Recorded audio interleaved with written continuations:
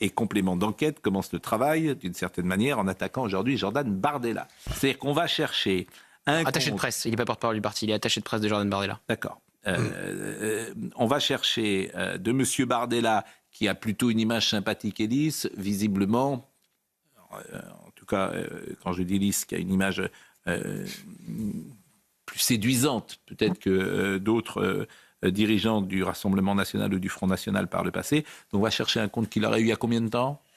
Il y a plusieurs années, je n'ai plus en tête il y a combien de temps, je n'ai pas encore vu le complément d'enquête, j'ai vu effectivement l'extrait qui circule et vous avez lu la réponse de son attaché de presse qui dit que c'est pas lui derrière ce compte. Vous serez poursuivi et mise en demeure a été adressée ce jour par l'huissier à France Télévisions. Le problème de service public, c'est qu'un coup c'est Philippe de Villiers, un coup c'est Cyril Hanouna, un coup c'est Jordan Bardella. Bon, voilà, on voit bien où les attaques sont concernées. C'est l'argent public, hein. Ils en ont fait un sur Sandrine Rousseau il n'y a pas longtemps. Oui, bien sûr. Bien sûr. Donc, on ne va pas être dupe. Voilà, on ne va pas être dupe pendant la campagne électorale.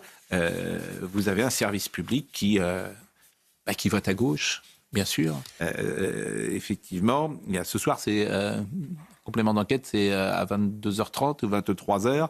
Et visiblement, c'est un reportage plutôt à charge qui est consacré au président du Front, du Rassemblement national. Le Rassemblement national qui s'est exprimé d'ailleurs. Je ne vais pas assumer des propos que je n'ai pas tenus, dit le Rassemblement national. Jordan Bardella dément lui-même qu'il est tweeté sous cette fausse identité, puisqu'on lui prête un compte Twitter qu'il n'aurait pas eu, manifestement.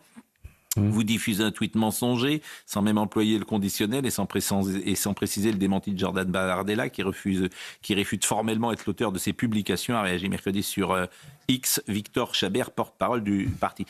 Et qui pense qu'il faut... Il n'y a pas que la question du compte Twitter apocryphe ou pas. Il y a d'autres dimensions dans ce qu'on peut lire. Il y a une page dans Le Parisien aujourd'hui sur complément d'enquête. Je ne l'ai pas encore vu, mais il y a d'autres sujets, notamment sur les prestataires communication du RN, certains profils. Bon, il y a une enquête qui a été réalisée. Écoutez, on pourra juger de sa qualité ou pas. Je connais la presse française.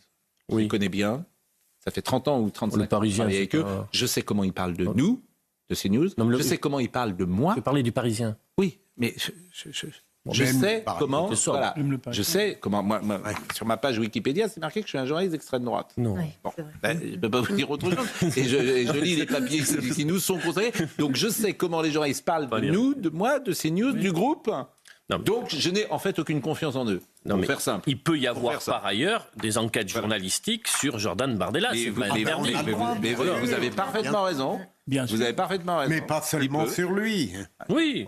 Donc, voilà, je connais les méthodes d'Élise Lucet. Voilà, on va voir, je sais comment elle travaille, je sais comment... Non, je ne partage pas cette manière d'aborder les choses, c'est tout. Et je le dis. Bon.